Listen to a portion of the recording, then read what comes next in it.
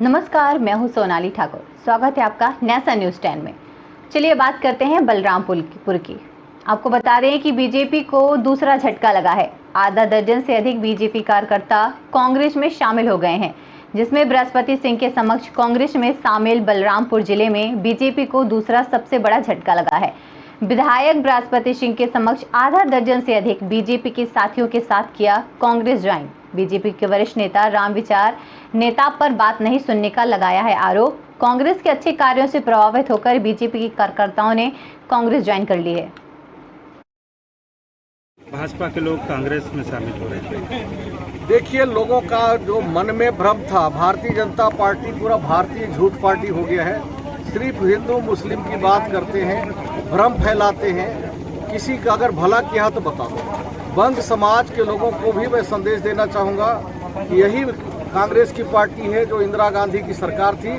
जब बंग समाज के ऊपर आफत आया, बांग्लादेश में आफत आया, तो इंदिरा जी ने दहाड़ के बोला कि सिर्फ किसी भी हालत में हमारी सीमा में आ जाओ, पूरी सुरक्षा से लेकर आपकी विकास तक का पूरा मदद करेंगे। केंद्र सरकार के 9 साल पूरे होने पर आयोजन हुआ है। 9 वर्ष उत्कर्ष के कार्यक्रम का आयोजन किया गया है। बन्नू स्कूल रेस कोर्स से देहरादून में आयोजन हुआ है। बन्नू स्कूल रेस कोर्स देहरादून में केंद्र सरकार के 9 साल पूरे होने पर 9 वर्ष उत्कर्ष के कार्यक्रम का आयोजन किया गया है। सीएम धामी ने दीप प्रज्वलित कर कार्यक्रम का शुभारंभ किया। वहीं कार्यक्रम में सीएम पुष्कर सिंह धामी ने लेजर शो प्रदर्शनी का शुभारंभ किया है। इससे केंद्र सरकार के कार्यों को दिखाया गया है। साथ ही विभिन्न विभागों की ओर से स्टॉल भी लगाए गए थे। कार्यक्रम को संबोधित करते हुए सीएम पुष्कर सिंह धामी ने कहा कि केंद्र सरकार ने जन कल्याण की गई योजनाएं चलाई हैं। देश में नई कार्य संस्कृति की शुरुआत हुई है। आज सारी योजनाएं गरीब कल्याण के लिए समर्पित है। देश में 60 वर्ष तक एक ही पार्टी और एक ही परिवार ने राज किया है। तब गरीब कल्याण के नारे तो दिए गए हैं, पर गरीबों के लिए योजनाएं नहीं बनाई गई हैं। पीएम नरेंद्र मोदी ने गरीबों के कल्याण के लिए भी काम किया है। 9 सालों का जो कालखंड रहा है, इन 9 सालों के कालखंड में जहां भारत के अंदर गरीब कल्याण के लिए, यानी कि जो गरीबों के उत्थान के लिए, गरीबों को आगे बढ़ाने के लिए अनेकों योजनाएं जो माननीय प्रधानमंत्री जी के कालखंड में प्रारंभ हुई हैं, उन सभी को ये जो आज यहाँ पर प्रदर्शनी लगाई गई है, इस प्रदर्शनी के माध्यम से जन जन तक पहुँचाने का काम होगा। क्योंकि यथार्थ में अगर हम देखें 2014 और 2014 के बाद से लेकर 9 सालों में जितने काम हुए हैं, वो आज़ादी के जितने कालखंड हैं उससे कई गुना ज़्यादा हुए हैं हर क्षेत्र में। आपको बता दें कि पूर्व मुख्यमंत्री त्रिवेंद्र रावत ने मंगलवार को नई दिल्ली में बीजेपी के कई बड़े नेताओं से मुलाकात की है। देर शाम त्रिवेंद्र रावत वापस देहरादून लौट आए हैं। त्रिवेंद्र ने दिल्ली में पार्टी के राष्ट्रीय महासचिव वीएल संतोष, प्रदेश के प्रभारी दुष्यंत गौतम, राष्ट्रीय उपाध्यक्ष सौदान सिंह और संगठन मंत्री शिव प्रकाश से अलग अलग मुलाकात की है। माना जा रहा है कि पूर्व सीएम वर्ष 2024 का लोकसभा चुनाव लड़ने के इच्छुक हैं। काफी समय से उनके पौड़ी के और टिहरी सीट से दावेदारी की भी चर्चा है। बीते कुछ माह से गढ़वाल व टिहरी संसदीय क्षेत्र में उनकी सक्रियता भी बढ़ी है। पार्टी का शीर्ष नेतृत्व भी पूर्व में उन्हें उचित सम्मान का आश्वासन दे चुका है। ऐसे में उनकी मंगलवार को दिल्ली यात्रा को 2024 की लोकसभा टिकट की दावेदारी से जोड़कर देखा जा रहा है। हालांकि त्रिवेंद्र सिंह रावत ने कहा कि दिल्ली में पार्टी नेताओं से उनकी मुलाकात महज शिष्टाचार भेंट थी। उन्होंने कहा कि बुधवार से उनके गढ़वाल क्षेत्र में कई कार्यक्रम हैं, इसके चलते वो मुलाकात के बाद वापस लौट आए। पार्टी चुनाव लड़ेगी। पार्टी पहले की तरह फिर उत्तराखंड में 5 सीट जीत कर लाएगी और देशवासियों ने भी हमेशा प्रधानमंत्री नरेंद्र मोदी और भारतीय जनता पार्टी के ऊपर विश्वास रखा है और पार्टी ने जितना मांगा देश की जनता से, उतना देश की जनता ने दिया है। आपको बता दें कि नाजाबाद से हरिद्वार की ओर आ रही बस हुई दुर्घटनाग्रस्त। यह नियंत्रित होकर खाई में गिरी। यात्रियों से भरी बस, 41 लोग थे बस में सवार। एक नवजात बच्ची सहित एक व्यक्ति की मौत हो गई है। नेपाली मूल के रहने वाले थे सभी 40 यात्री। 2 यात्रियों को किया गया है हायर सेंटर रेफर। सुबह सवेरे हुआ दर्दनाक हादसा। हरिद्वार श्यामपुर थाना क्षेत्र का है पूरा मामला।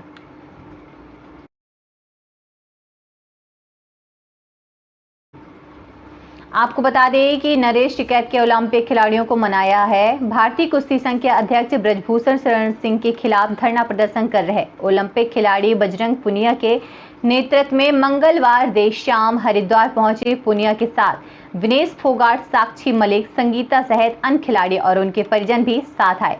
ब्रजभूषण के खिलाफ कोई कार्रवाई नहीं होने से खफा सभी कुश्ती खिलाड़ी अपने मेडल गंगा को समर्पित करने आए थे, मगर किसान नेता नरेश टिकैत द्वारा खिलाड़ियों को समझाया गया और सरकार को 5 दिन के अंदर इस मामले में कार्रवाई करने की मांग की गई है।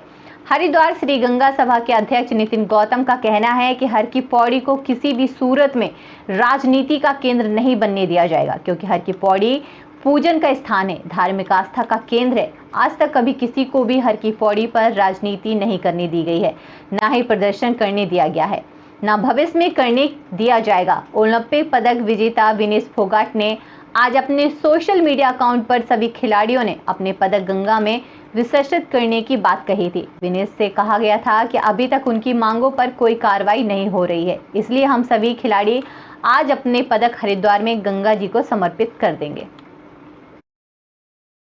ये हर की पौड़ी माँ गंगा का क्षेत्र, धर्म का क्षेत्र है।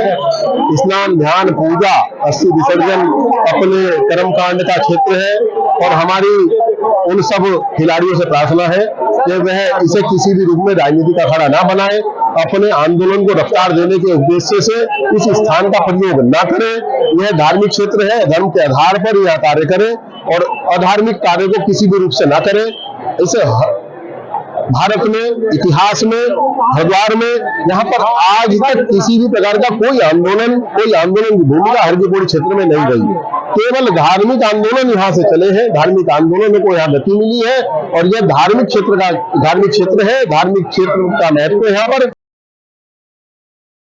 आपको बता दें कि दिल्ली के जंतर मंतर पर पिछले करीब 1 महीने से धरना दे रहे पहलवानों को वहां से हटा दिया गया है, लेकिन यह मामला शांत होता नजर नहीं आ रहा है। आज पहलवानों ने हरिद्वार में अपने मेडल गंगा नदी में प्रवाहित करने के बाद इंडिया गेट पर आमरण अनशन करने का ऐलान किया है।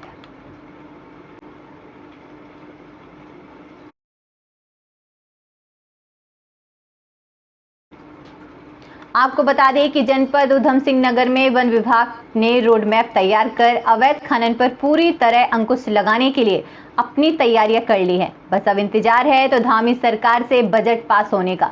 बजट पास होते ही वन विभाग पूरी तरह सड़क पर दौड़ रहे हैं, अवैध खनन के बहानों पर अंकुश लगाने में कामयाब होगा। जनपद उधम सिंह नगर में खनन माफियाओं का बोलबाला है कि दिन का उजाला हो या रात का अंधेरा, खनन माफिया अपने अवैध खनन के कारोबार को अंजाम देने से नहीं चूकते हैं। जिम्मेदार विभाग अवैध खनन को रोकने के प्रयास क्यों न करता हो, लेकिन खनन माफिया के सामने अधिकारियों के प्रयास सिर्फ प्रयास ही बनकर रह जाते हैं। खनन तो तराई पश्चिमी के साथ जुड़ा ही हुआ है। बहुत सारी हम लोग रात दिन इसमें लगे हुए हैं, हमारा स्टाफ और फील्ड के सभी कर्मचारी इसमें लगे हुए हैं और लेकिन फिर भी अब कुछ और करने की आवश्यकता थी, इसलिए जो कि ऐसे सभी रास्ते चिन्हित किए गए हैं जहाँ से कि अवैध खनन का जो माल है वो चोरी होता है। उस चोरी को रोकने के लिए ऐसी कुछ सेंसिटिव एरिया सेलेक्ट किए हैं। उन सेंसिटिव एरिया पे हम लोग बैरियर लगाएंगे और वहाँ स्टाफ को पोस्टिंग करेंगे, स्टाफ वहाँ रहेंगे, तब जाकर के ये सारी चीज़ गाड़ियाँ जो भी जाएंगी वो चेक होते हुए जाएंगी, तो उससे हमें उम्मीद है कि हम अवैध खनन पर काफ़ी नियंत्रण हो जाएगा। आपको बता दें कि खबर लक्सर से है, जहां रायसी के निकट हनुमान मंदिर पर भंडारे में शामिल होने आए किशोर की बाणगंगा नदी में नहाते समय डूबने से मौत हो गई है। सूचना पाकर आसपास भंडारे में मौजूद ग्रामीण मौके पर पहुंच गए हैं तथा उन्होंने घटना की जानकारी रायसी पुलिस को दी है। जानकारी मिलते ही पुलिस मौके पर आ गई तथा पुलिस कर्मियों ने गंगा में छलांग लगा दी। उन्होंने 10 मिनट बाद ही किशोर को पानी से बाहर निकाल दिया है। इसके बाद किशोर को लक्सर अस्पताल पहुंचाया गया, जहां डॉक्टरों ने उसे मृत घोषित कर दिया है।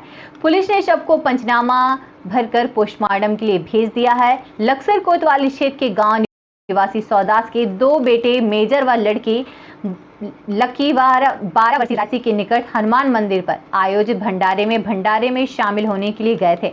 ग्रामीणों के मुताबिक दोनों बच्चों ने भंडारे में प्रसाद लेने के बाद निकट ही बह रही गंगा नदी के तट पर पहुंच गए थे। बहुत दुखद घटना है ये। अभी मैं उस समय एक मंदिर का जो है मूर्ति स्थापना कार्यक्रम था, वहाँ पर पहुँचा था। वहाँ पर जैसे पहुँचा उस समय लगभग 10 मिनट हुए होंगे हमें पहुँचे, तो एक छोटा सा बच्चा आया, उसने अवगत कराया कि भाई सब लोग बैठे हुए थे, सबको कहा कि मेरा भाई डूब गया है। ऐसे सूचना मिली, जैसे सूचना मिली सब लोग दौड़ पड़े अचानक से। तो कुछ युवकों ने गंगा में कूद के प्रयास भी किया। जैसे हमने चौकी इंचार्ज साहब को अवगत कराया तो तत्काल इंचार्ज साहब ने भी, और हमारे सिपाही की मैं तारीफ करूंगा कि उन्होंने तत्काल वर्दी भी नहीं निकाली और तुरंत कूद पड़े। आपको बता दें कि लटेर शहर में लगभग 160 का स्पीड से हवा चलने से लिप्टिस के पेड़ की टहनी ध्वस्त हो गई है, जहां दुकानदार सहित ग्राहक बाल बाल बचे हैं।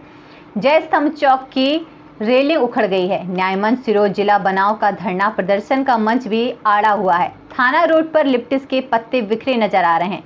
कई किराना दुकानों का सामान उड़ा तो कई दुकानों के त्रिपाल हवाओं के गुब्बारों में उड़ते हुए नजर आए।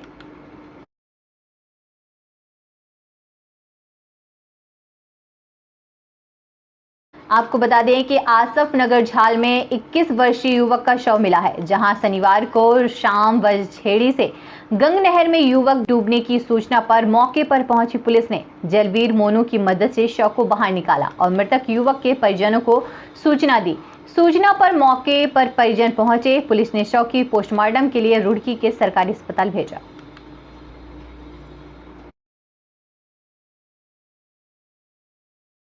आपको बता दें कि सशक्तिकरण अभियान कार्यशाला का हो रहा है आयोजन। 2023 को बालिकाओं के लिए निःशुल्क जांच शिविर में बालिकाओं के स्वास्थ्य का होगा चेकअप। एनटीपीसी सिंगरौली शक्ति नगर द्वारा सीएसआर के तहत गत वर्षों की भांति इस वर्ष भी ग्रीष्मकालीन सत्र के तहत 20 मई से 15 जून 2023 तक बालिका सशक्तिकरण अभियान जेम कार्यशाला का आयोजन किया जा रहा है। इस क्रम में बालिका सशक्तिकरण अभियान 2023 की सभी ग्रामीण बालिकाओं के लिए पूर्ण शारीरिक जांच हेतु निःशुल्क चिकित्सा शिविर का आयोजन किया गया है।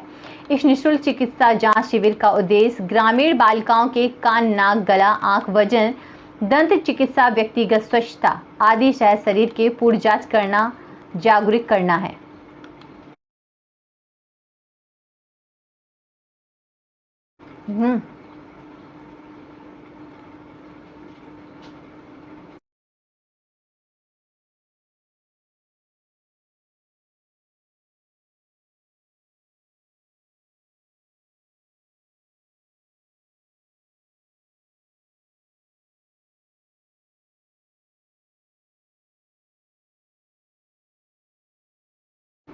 आपको बता दें कि मुख्यमंत्री कन्यादान योजना के तहत शिरोज विधानसभा क्षेत्र के शासकीय हाई स्कूल में आज सामूहिक विवाह का आयोजन हुआ है, जिसमें हिंदू रीति रिवाज से विवाह एवं मुस्लिम रीति रिवाज से निकाह संपन्न कराए गए हैं। इस आयोजन की मुख्य कमान क्षेत्रीय विधायक उमाकांत शर्मा ने संभाल रखी थी। आयोजन स्थल पर अवस्थाओं को लेकर विधायक माइक से बार बार अधिकारियों को चेतावनी देते नजर आए हैं। यह आयोजन पूरी तरह से फेल नजर आया है। यहाँ पर न पानी की व्यवस्था थी, ना ही पंखों की व्यवस्था थी। लोग परेशान होते नजर आए हैं।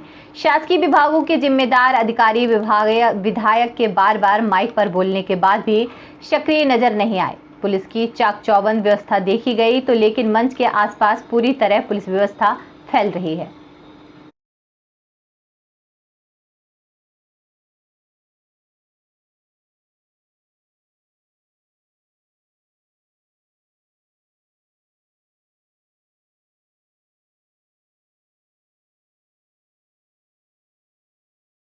आपको बता दें कि पछवा दून के कई ग्रामीण इलाके गुलजार की दहशत में हैं। एक स्थानीय बच्चे सहित कई जगह पर गुलजार ने मवेशियों को भी अपना निवाला बनाया है, लेकिन वन विभाग इन मामलों में कोई ठोस कदम नहीं उठा पाया है। विभाग के अधिकारी अपने एसी रूम से बाहर निकलने को तैयार नहीं थे। हमारे द्वारा जब इस खबर को प्रमुखता से चलाया गया तो आज डीएम कालसी अपना एसी रूम छोड़कर जंगली जानवरों के आतंक से पीड़ित परिवार से मिलने पहुंचे। सर, आप आज यहाँ पे गांव में आए हैं, क्या है पूरा मामला सर? मामला है 24 तारीख की घटना है। ये जंगल में लकड़ी बीनने के लिए गई थी, तो वहाँ पे सुबह की घटना है। वहाँ पे हाथी ने इनको दौड़ाया, शायद जिसका इनको चोट आई है हाथी की वजह से। और मेडिकल रिपोर्ट में भी ये लिखा हुआ है कि हाथी से इनको चोट आई है। तो जो भी इनका भी कोई प्रार्थना पत्र इस संबंध में प्राप्त नहीं हुआ है, तो नियमानुसार जो भी इनका होता है चोट की प्रकृति के हिसाब से तो धनराशि को पूरी भुगतान की जाएगी। तो कब तक सहायता मिल पाएगी इनको कुछ? प्रार्थना पत्र का मिलेगा, जिस से पूरा जाएगी उसके। आपको बता दें कि बिजनौर के थाना शोहारा क्षेत्र के मुरादाबाद रोड पर टेम्पो रिक्शा स्टैंड के लिए भूमि का उप जिलाधिकारी मनोज कुमार सिंह और क्षेत्राधिकारी शुभ सूचित धामपुर ने निरीक्षण किया। उप जिलाधिकारी मनोज कुमार सिंह ने बताया कि टेम्पो रिक्शा स्टैंड और स्टेशन रोड पर खाली पड़े तालाब का निरीक्षण किया गया है और जल्द ही तालाब का सौंदर्यीकरण कराया जाएगा और संबंधित को आवश्यक दिशा निर्देश दिए गए हैं।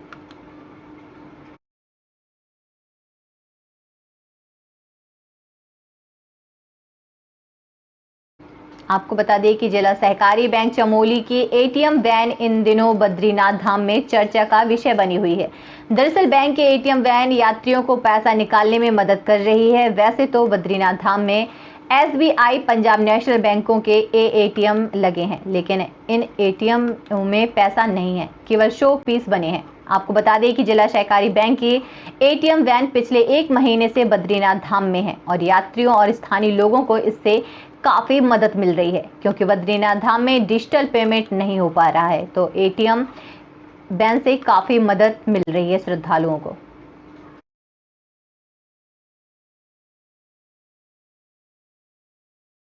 आपको बता दें कि यह पूरा मामला बलरामपुर जिले के जनपद पंचायत रामचंद्रपुर के ग्राम पंचायत पंचावल का है, जहां हितग्राहियों के नाम से डबरी स्वीकृत हुआ था, लेकिन मनरेगा सचिव के द्वारा मशीन से डबरी की खुदाई किया गया है और फर्जी तरीके से मशरोल भरकर पैसा भी निकासी कर लिया गया है। ग्रामीणों ने इसकी शिकायत बलरामपुर कलेक्टर से 2 महीने पूर्व ही की थी, लेकिन अभी तक जिम्मेदार अधिकारियों के द्वारा इस पर कोई कार्रवाई नहीं की गई है। बचाव के डबरी में जेसीबी चलाने की शिकायत आया है। शिकायत आने के पहले जो कार्य हुआ था उसका भुगतान कर दिया गया है। जब से शिकायत आया इसके बाद वो काम को बंद कर दिया गया है, उसको निरस्त करके, और जितना काम हुआ था उतना ही पे शीशे लगा दिया गया है। तो सर उस डबरी में कितना निकासी हो गया है जो मशीन से काम करेंगे? मशीन से काम कराने का एक भी निकासी नहीं हुआ है। वो डबरी में 259 भुगतान हुआ है मजदूरों का, जेसीबी का कोई भुगतान नहीं हुआ है। जेसीबी चलाने के कारण जेसीबी जब चलवा दिया तो डबरी को आधा में ही मतलब काम उसी लगा कर उसे निरस्त कर दिया गया है। और सर ग्रामीणों के द्वारा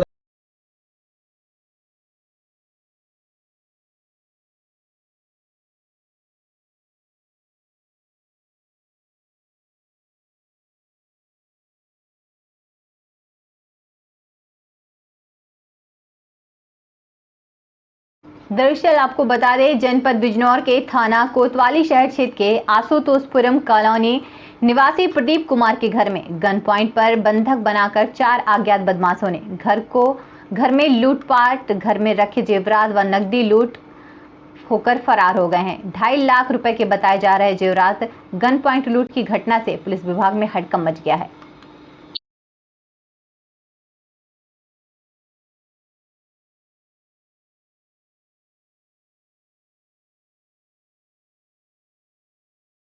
आज गंजवा सौदा में नवनियुक्त पदाधिकारियों का स्वागत सम्मान कार्यक्रम किया गया है एवं केजरीवाल जी के 25 जून को होने वाली ग्वालियर महासभा की तैयारियों को लेकर रूपरेखा बनाई गई है, जिसमें प्रदेश के संयुक्त सचिव यूथ इजी गोविंद सिंह रघुवंशी ने सभी सर्किल प्रभारियों को आगे की तैयारियों को लेकर सुझाव दिए हैं।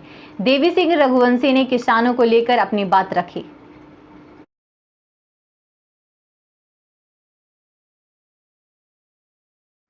फिलहाल इस बुलेटिन में मेरे साथ इतना ही। नमस्कार।